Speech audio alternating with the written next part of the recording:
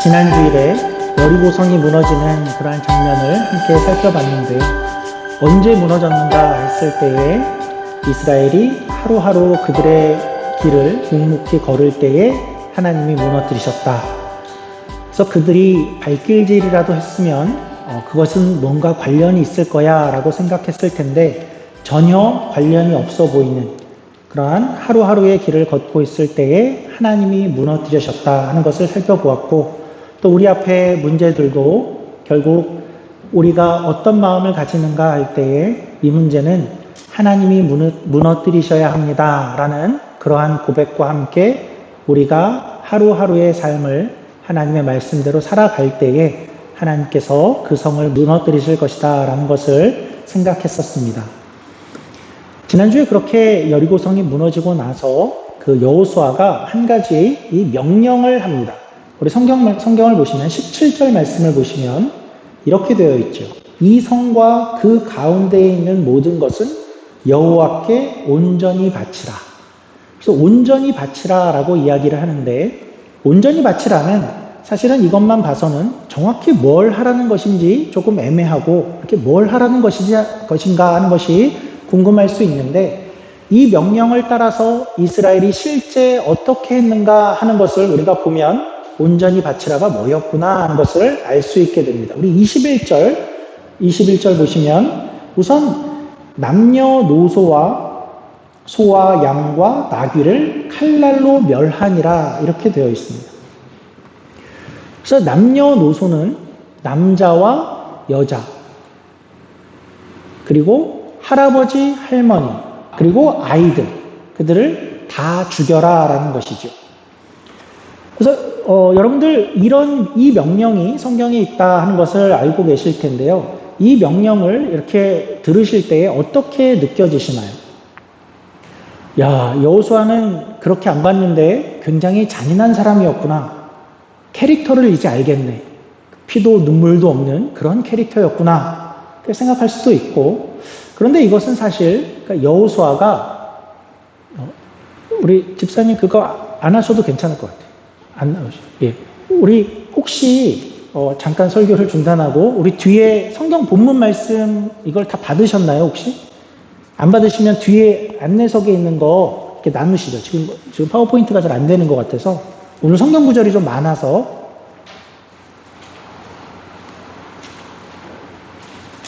다 받으신 것 같은데? 예, 좋습니다.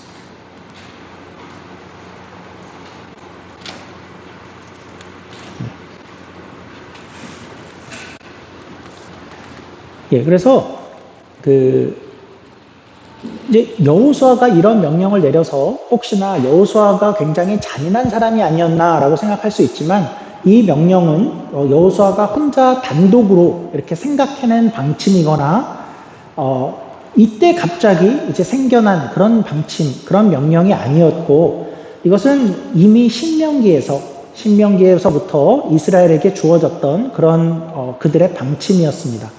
신명기는 모세가 이스라엘 백성들에게 설교를 한 그런 내용인데요. 그때부터 가나안에 들어오기 전부터 너희는 들어가면 이렇게 해야 한다라는 것이 이스라엘에게 주어져 있었습니다. 우리 한번 프린트물을 보시면 신명기 7장입니다. 신명기 7장 2절을 보시면 이렇게 되어 있었죠. 내 하나님 여호와께서 그들을 내게 넘겨 내게 치게 하시리니 그때에 너는 그들을 진멸할 것이라. 그들과 어떤 언약도 하지 말 것이요 그들을 불쌍히 여기지도 말 것이며. 이어서 신명기 20장 16절에는 이렇게 되어 있죠. 오직 내 하나님 여호와께서 내게 기업으로 주시는 이 민족들의 성읍에서는 호흡 있는 자를 하나도 살리지 말지니 곧 헷 족속과 아모리 족속과 가나안 족속과 브리스 족속과 히위 족속과 여부스 족속을 내가 진멸하되 내 하나님 여호와께서 내게 명하신 대로 하라.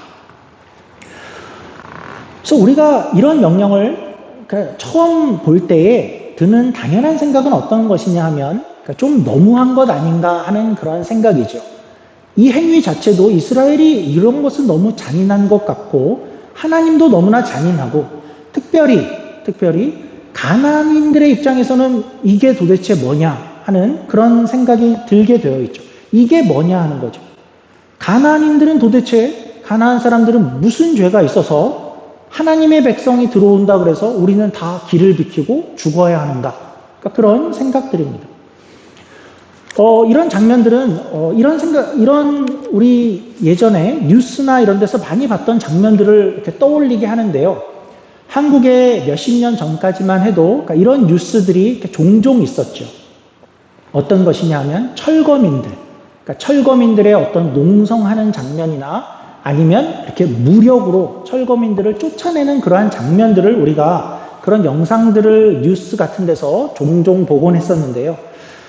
그러니까 정부 방침에 의해서든지 어떤 계획에 의해서든지 그것으로 이 지역을 다 철거하고 다 무너뜨려 버리고 이제 새로운 단지나 뭔가 새로운 그런 계획이 있어서 그 안에 살고 있는 사람들을 다 언제까지는 나가십시오라고 그렇게 하는 것이고, 그 지역 안에 있는 사람들은 그 사람들이 어떤 충분한 보상을 받거나 아니면 나가서 살 곳이 있어서 그냥 나가서 살면 너무나 다행이지만, 그러나 문제가 있는 이들이 있어서 이제 거기를 나가서 살 수 있는 곳이 없고, 그리고 충분한 어떤 재정, 돈이 있는 것이 아니어서 나갈 수 없습니다 하는 이들이 있고, 또 조상부터 살고 온 이 땅을 우리는 버리기 싫고 이웃들과도 다 뿔뿔이 흩어지는 것은 우리는 원하지 않습니다. 그래서 못 나가겠습니다 하는 그런 사람들이 이제 많았죠. 거기서 뉴스에 나오는 더 나쁜 장면은, 그래서 우리가 저 사람들을 다 내쫓아야 우리가 가서 멋진 집을 짓고 멋진 단지를 짓고, 그러니까 저 사람들을 어떻게든, 그래서 무력을 사용하고 돈을 주고 용역을 사고 불량배를 고용해서 가서 쇠파이프를 휘둘러서 뭐 할아버지든 젊은 사람들이든 이렇게 피를 흘리고 이렇게 쫓아내는 그러한 장면들을 우리가 뉴스나 드라마에서 종종 보곤 했습니다. 더 심하다 그러면 그러니까 포크레인 같은 큰 차를 들고 가서 그냥 그 집들을 다 이렇게 밀어버리는 그런 장면들도 우리가 보곤 했었죠. 그런데 그런 장면들과 오늘 이 성경에 나오는 이 이스라엘, 이 하나님의 방침, 이것이 뭐가 다른가 하는 그런 생각이 들 수 있는 것입니다. 이런 거죠. 자기들 살겠다고, 이스라엘 편에서 자기들 살겠다고, 야, 하나님이 약속했어. 그런 이유로 무슨 땅 문서가 있는 것도 아니고 무슨 레지스터가 된 것도 아닌데, 가나안인들 입장에서는 하나님이 누군지도 모르는데 그렇게 막무가내로 밀고 들어오면 그냥 그 땅에서 그냥 살고 있는 그 가나안인들은 무슨 마른 하늘의 날벼락인가. 그러니까 철거민들의 입장과 같고, 갑자기 밀어닥쳐서 너희의 집과 땅을 다 버리고 다 나가라. 그런데 사실은 그뿐이 아니죠. 철거민들은 그냥 쫓겨나는 것만에 그쳤지만 이들은 다 죽임을 당하는 그런 일들은, 적극적으로 반대하는 이들만 아니라 거기 있는 할아버지, 할머니, 아이들까지 다 죽인다 하는 것은 이것은 좀 이해가 되지 않는다라는 생각을 우리가 할 수 있게 됩니다. 그러니까 이게 무슨 하나님의 명령인가 하는 것이죠. 사실은 이 장면들 때문에 이 장면들을 심각하게 읽은 많은 사람들이 그래서 나는 기독교를 못 믿겠다라고 하는 분들이 역사적으로도 많았었습니다. 하나님이 그렇게 잔인한 분이라면, 특별히 이기적인 그런 신이라면, 자기 백성은 그렇게 돌보려고 남을 그렇게 죽이는 그런 신이라면 우리는 그런 신을 믿지 않겠다. 그런 사람들의 어떤 이유와 근거가 되어 왔었죠. 특별히 리처드 도킨스라는 아주 유명한 무신론자 학자가 있습니다. 그분은 그냥 혼자 무신론자가 아니라 독특하게도 굉장히 호전적인 분입니다. 기독교를 아주 거세게 공격하는 분인데, 그분의 한 가지 주장이 이러한 것입니다. 이렇게 잔인한 그런 신을 어떻게 믿을 수가 있는가 하고 나름 설득력 있게 대중에게 호소하고 있습니다. 또한 이런 장면이 실제 우리 기독교 그리고 세속 역사에서도 안 좋게 등장한 경우들이 많이 있었습니다. 특별히 십자군 전쟁에서, 십자군 전쟁은 어떤 것이냐 하면, 우리는 하나님을 믿는 군사야, 너희는 하나님을 안 믿는 군사지, 다 죽이겠어. 그것이 역사 속에서 일어난 전쟁이고, 오늘날에도 어떤 이런 근거로 타 종교에 대해서 이렇게 극단적인 테러를 하는 사람들이 있거나, 아니면 하나님의 이름으로 불교 사원을 불태운다든지 오물을 투척하는 그런 일들이 일어나곤 하고 있다는 것이죠. 그러면 이러한 장면, 하나님의 이러한 명령을 우리가 어떻게 봐야 할까 하는 것입니다. 그러니까 성경에 있는데 우리가 못 본 척할 수도 없고, 그러니까 우선 우리가 생각해야 하는 것은 이 시대적인 배경이 굉장히 고대라는 점입니다. 그러니까 사실은 다들 그런 시기였습니다. 그러니까 모두가 다 잔인했고, 그러니까 전쟁을 한다는 것은 내가 살기 위해서 남을 죽이는 시대였고, 또 살려도 포로를 잡아와도 그러니까 평생을 노예로 삼고 어떤 소유물 정도로 그들의 신체를 그냥 훼손하기도 하고, 그러니까 그런 고대였다는 것이죠. 그러니까 현대와 같이 포로를 향한 무슨 제네바 조약이라든지 그런 협정이라든지 인권이라는 그런 개념이 전혀 없었던 그런 시대였다는 거죠. 그러니까 만일 하나님이 오늘날 일을 하셨다면 그렇게 하시지 않았을 것이다 라고 이렇게 생각을 합니다. 그러나 그럼에도 불구하고 이렇게 이야기할 수 있죠. 그래도 하나님 아니신가? 남들이 고대에 다 그렇게 한다 하더라도 하나님은 그러지 말았어야 되는 거 아닌가 하는 것이죠. 다시 한번 가나안의 입장에서 그런 마른 하늘의 날벼락과 같은 그러한 일들, 아무것도 모르고 있고 선량한, 무고한 그러한 이들은 도대체 무슨 죄가 있어서 이러한 일들을 당해야만 하는가? 그건 정말 아닌 것 같다라는 그러한 주장을 우리가 다시 할 수 있습니다. 그런데 그러면 이런 거죠. 그러면 정말 가나안 백성들은, 가나안 사람들은 정말 무고한데, 선량한데, 아무것도 모르는데 그들은 이러한 일을 당하게 된 것인가 하는 것이죠. 그렇지 않다 하는 것을 찾아가 보려고 합니다. 우리 성경 본문들을 보시면 창세기 15장 말씀입니다. 창세기 15장 13절입니다. 아주 오래전에 아브라함에게 하나님이 이런 말씀을 하셨습니다. 여호와께서 아브라함에게 이르시되 너는 정령이 알라. 네 자손이 이방에서 객이 되어 그들을 섬기겠고 그들은 400년 동안 네 자손을 괴롭게 하리니 그 섬기는 나라를 내가 징치할지며 그 후에 네 자손이 큰 재물을 이끌고 나오리라. 너는 장수하다가 평안히 조상에게로 돌아가 장사될 것이요 네 자손은 4대 만에 이 땅으로 돌아오리니 이는 아모리 족속의 죄악이 아직 관영치 아니함이니라 하시더니, 그러니까 이 장면은 오래전에 하나님이 아브라함과 언약을 맺고 나서 앞으로의 일을 예언해 주시는 그러한 장면입니다.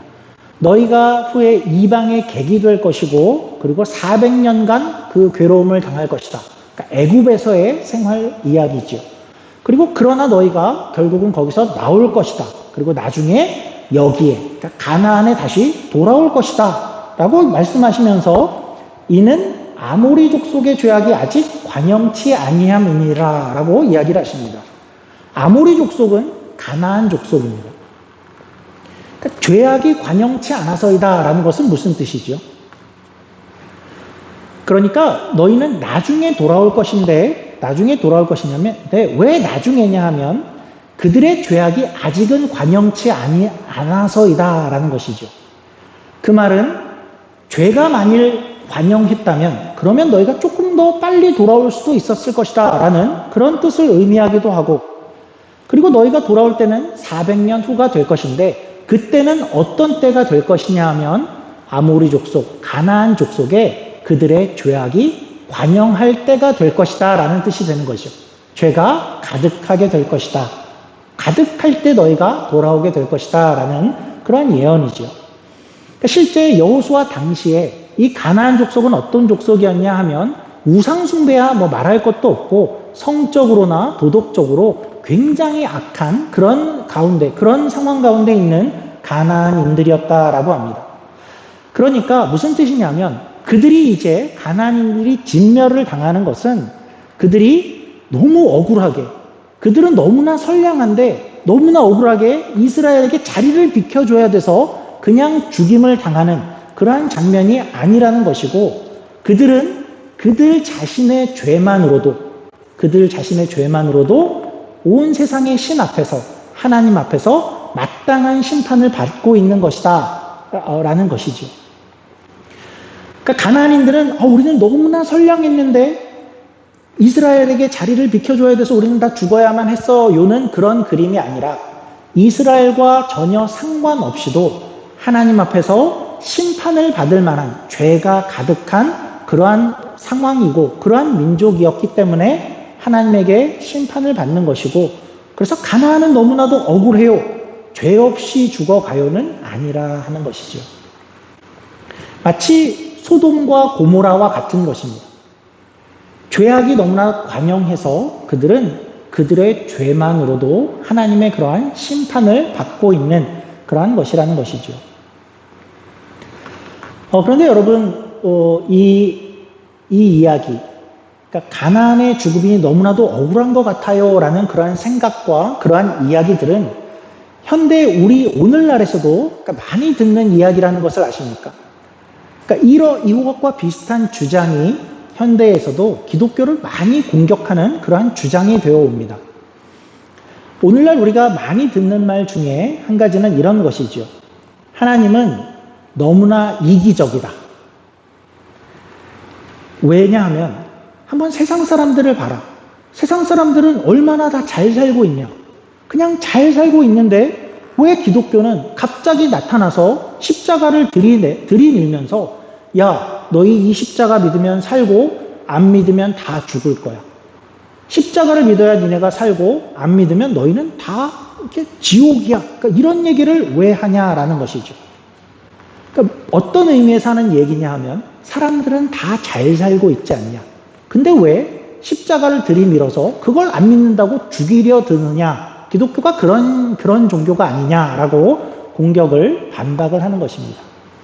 그러면 질문은 이런 것이죠. 그러면 정말 인류는 십자가가 없었으면, 하나님이 십자가를 가져오지 않았으면 인류는 다 잘 살 운명이었는가 하는 것이죠. 다 잘 살 운명이었는데 십자가를 들이대는 바람에 죽을 운명으로 바뀌었는가 하면 기독교가 말하고 성경이 말하는 것은 그렇지 않다라는 것이죠. 성경이 말하는 것은 인류는 모두가 다 잘 살고 있는 운명이 아니라 모두가 다 죄로 죽을 운명이었다라고 말하는 것이 성경의 이야기이죠. 그러니까 죄로 인해서 하나님의 기준에서 인류의 세상에 문제가 생기고 모두가 다 하나님의 심판하에 있다라고 이야기를 하는 것이고, 십자가가 하는 일은 무엇이냐 하면 그러한 운명에 있는 모든 이들에게, 죽을 운명에 있는 이들에게 살 길을 내셨다가 십자가가 이야기하는 것이죠. 우리가 만들지 않고 사람들은 모두가 다 죽을 운명이었는데 하나님은 무엇을 하셨는가 하면 그냥 두지 아니하시고 살 길을 내셨다가 십자가가 말하고 싶은 것이라 하는 것이죠. 그래서 기독교는 그런 것이 아니라는 것이죠. 사람들이 다 잘 살고 있는데 이걸 안 믿어서 갑자기 죽게 된 것이 아니라 기독교의 이야기는 우리에게 문제가 생겨서 하나님이 유일한 살 길을 내셨다 하는 것이 기독교이지요. 이것을 잘 표현한 것이 오늘 요한복음 3장 16절입니다. 제가 3장 16절부터 19절을 한번 읽어보겠습니다. 하나님이 세상을 이처럼 사랑하사 독생자를 주셨으니 이는 그를 믿는 자마다 멸망하지 않고 영생을 얻게 하려 하심이라. 독생자를 주신 이유는 어떤 이들을 안 믿는 자를 이제부터 골라내서 멸망시키려고가 아니라 모두가 멸망하는 자 앞에 영생을 주시기 위해서 독생자를 보내셨다라는 것이고, 이어서 하나님이 그 아들을 세상에 보내신 것은 세상을 심판하려 하심이 아니요 그로 말미암아 세상이 구원을 받게 하려 하심이라. 그를 믿는 자는 심판을 받지 아니하는 것이요 믿지 아니하는 자는 하나님의 독생자의 이름을 믿지 아니함으로 벌써 심판을 받은 것이니라. 그 정죄는 이것이니 곧 빛이 세상에 왔으되 사람들이 자기 행위가 악함으로 빛보다 어둠을 더 사랑할 것이니라. 그러니까 세상은 예수님이 왔지만 알아보지 못하더라라는 것이죠. 자, 그러면 이제까지 이야기한 것은 그러면 가나안은 이스라엘 때문에 죽은 게 아니었군요. 말하자면 인종 청소를 당했다거나 혈통 때문에 다 죽어야만 했어. 그런 것이 아니고 마땅한 심판을 받은 것이군요 하는 것이 이해가 된다면 그것에 대한 가장 큰 증거가 우리 성경에 나오는 한 인물이 있죠. 그 가장 큰 증거는 누구냐면 라합이죠. 만약에 이 가나안을 진멸하는 이 장면이 어떤 철거의 문제고 비켜줘야 하는 문제고 그리고 혈통의 문제고 종족의 문제였다면 라합은 죽었어야 됐죠. 그때 일이 그러한 인종 청소의 문제였다면 라합은 가나안인이었기 때문에 죽어야만 했던 것입니다. 그런데 라합은 살게 되죠. 어떻게 살았냐 하면 라합은 하나님의 소식을 듣고 위로 하늘에도 하나님이시오 아래로 땅에도 하나님이십니다 하고 하나님의 편을 거기서 들었던 것입니다. 우리가 여기서 뭘 알 수 있는 거냐면 모든 다른 가나안인들도 그때 살 길이 있었다라는 것입니다.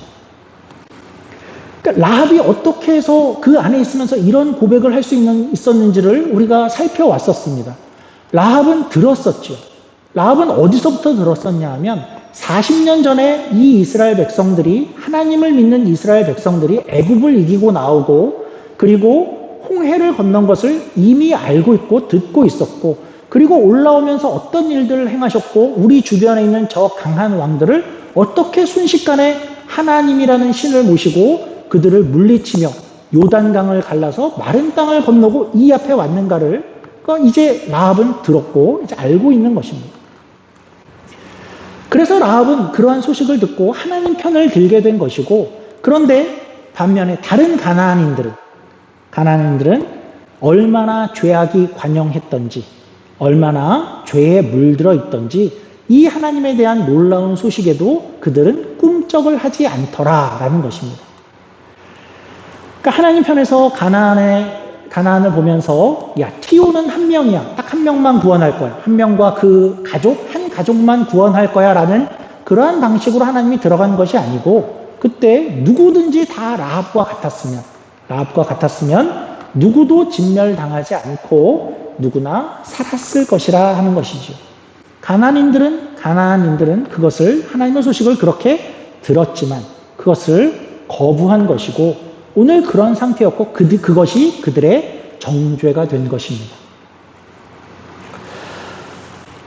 그래서 가나안을 진멸하는 이러한 장면이 오늘 등장하게 되는데 그렇다면 이 말씀이 성경에 있으면서 오늘날 우리에게 하시는 말씀은 무엇일까요? 가나안인들을 이렇게 진멸했어 하는 이 사건들을 우리에게 이렇게 보여주시면서 오늘날 우리에게 가르쳐 주시고 알게 하고 싶은 것은 어떤 것일까요? 그것은 분명히 이런 겁니다. 우리가 여기서 발견해야 되는 것은 하나님이 죄를 얼마나 증오하시는가 하는 것입니다. 그러니까 성경은 이러한 것을 늘 어떤 명제로 보여주시지 않고 이것을 이야기로 보여주십니다. 그러니까 역사의 사건으로 보여주시죠.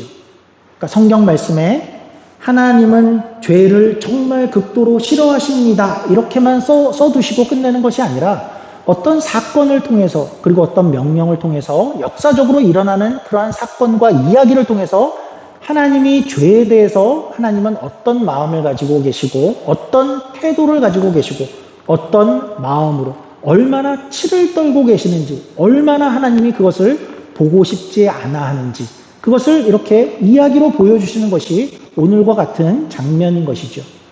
제가 보기에 진멸하라에서 제일 놀라운 장면은 개인적으로는 동물을 죽이는 것입니다.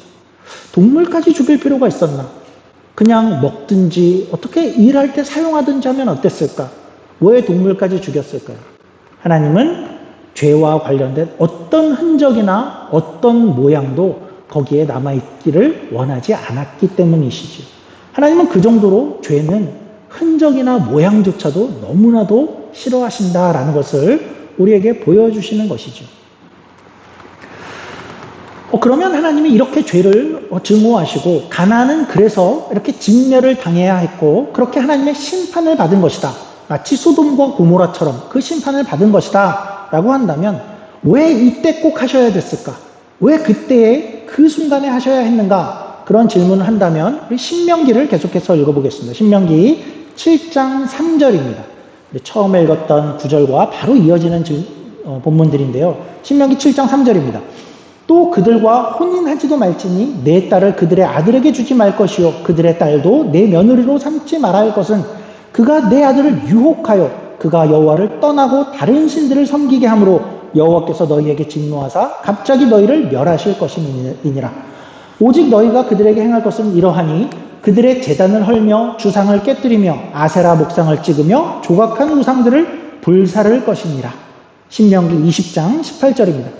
이는 그들이 그 신들에게 행하는 모든 가증한 일로 너희에게 가르쳐 본받게 하여 너희로 너희 하나님 여호와께 범죄케 할까 함이니라. 그러니까 하필 하나님은 왜 그들의 가나안의 죄를 이때 심판하셨는가? 왜 그때죠? 이스라엘을 위해서이죠. 이스라엘이 이제 그 땅에 들어가고 이스라엘이 이제 하나님의 백성으로 모양을 갖추고 세워져야 하는 그때에 이스라엘이 거기 들어가서 죄에 물들어 있는 그 백성들, 말하자면 죄와 그렇게 섞이고 그것을 배워서 이스라엘이 망쳐지고 오염되는 것을 하나님께서 막기 위해서 그때에 그들에게 그들의 마땅한 심판을 하나님이 행하신 것이죠. 그래서 오늘 우리가 배우고 생각해야 하는 것은 이러한 것입니다. 이런 것은 아니죠. 분명히 이런 것은 아닙니다. 하나님은 자기 백성을 얼마나 사랑하는지 아세요? 하나님 백성을 얼마나 사랑하시는지 다른 백성 다 내쫓아주고 땅을 주셨어요. 그런 복을 주셨어요. 이것은 우리가 배워야 할 것이 전혀 아닙니다. 그렇지 않고 이 장면에서 우리는 하나님은 도대체 죄를 얼마나 미워하시는 것인가 하는 것입니다. 얼마나 미워하셨기에 죄를 그토록 진멸하시고 흔적을 남기기를 원치 않으셨는가. 그리고 이스라엘 백성들, 자신의 백성들에게 그것이 어떻게든 묻지 않게 하시려는 그 일을 이토록 강하게, 어쩌면 잔인해 보이실 정도로 엄하게, 엄중하게 이 일에 임하시는가 하는 것이죠. 분명히 하나님은 그런 하나님이셨고, 그렇다면 오늘의 하나님은 어떨까요? 구약의 하나님은 좀 잔인하셨고 신약의 하나님은 조금 이렇게 성숙하셔서 오늘날은 안 그래 그럴까요? 그렇지 않죠. 하나님은 변함이 없으시죠. 그러니까 이러한 명령은, 죄를 그렇게 진멸하라 하는 그러한 명령은 신약에서도 똑같이 발견이 됩니다. 오늘 데살로니가전서 5장입니다. 데살로니가전서 5장 22절입니다. 악은 어떤 모양이라도 버리라.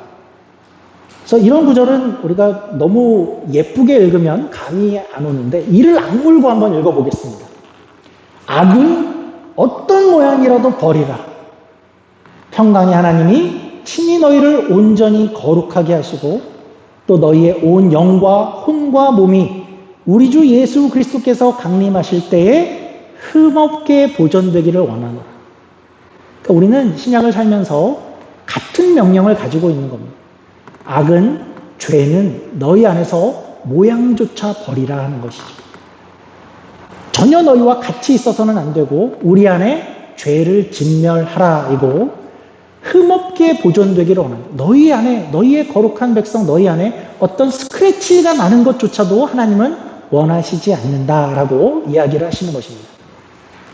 그러니까 우리는 신앙생활을 하고 있죠. 신앙생활을 하면 어떤 것이 신앙생활인가 할 때에 우리가 가장 먼저 생각하는 것은 아마도 교회를 잘 나오는 것, 그리고 기도하는 것, 성경을 읽고 공부하는 것, 그리고 교회에 와서 우리가 할 수 있는 섬김을 하는 것, 이러한 것을 가장 먼저 떠오르기가 쉽습니다. 모두가 맞죠. 모두가 다 신앙생활이죠. 하지만 동시에 우리가 늘 염두하고 그리고 기억해야 하는 것은 우리 안에서 어떻게 죄를 진멸할 것인가, 어떻게 그 죄의 모양이라도 흔적이라도 내게 있는 것을 떨쳐낼 것인가 하는 것이 동시에 우리가 해야 할 신앙생활의 모습이라는 것을 우리가 기억하면 좋겠습니다. 이스라엘 백성들에게 명령하신 명령은 이런 것이었죠. 온전히 바치라였습니다. 오늘날 우리에게도 하나님, 제 인생을 하나님께 온전히 바치기 원합니다 할 때 가장 먼저 해야 될 것은 우리 안에 죄의 그 모양조차 하나하나를 버려가는 그 싸움을 우리가 하는 것이 하나님이 원하시는 것이고, 마치 이러한 다짐과 각오는 우리가 구약의 이스라엘을 보면서 야 이스라엘아 좀 잘 싸워라, 가나안을 정복해야지, 가나안 싸워서 이겼으면 좋겠어 하는 그러한 응원이 우리에게도 동일한 응원이 돼야죠.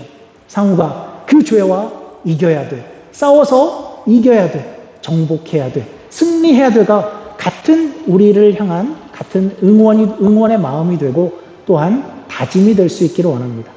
하나님께서 이 장면들을 통해서 신약을 사는 우리들에게도 하나님이 죄에 대해서 어떠한 모습과 어떠한 마음을 가지는지 우리가 다시 한번 기억하고 한 주간을 살면서 하나님 앞에 그리고 우리의 인생을 돌아볼 수 있는 저와 여러분이 되기를 주의 이름으로 축원합니다. 기도하겠습니다.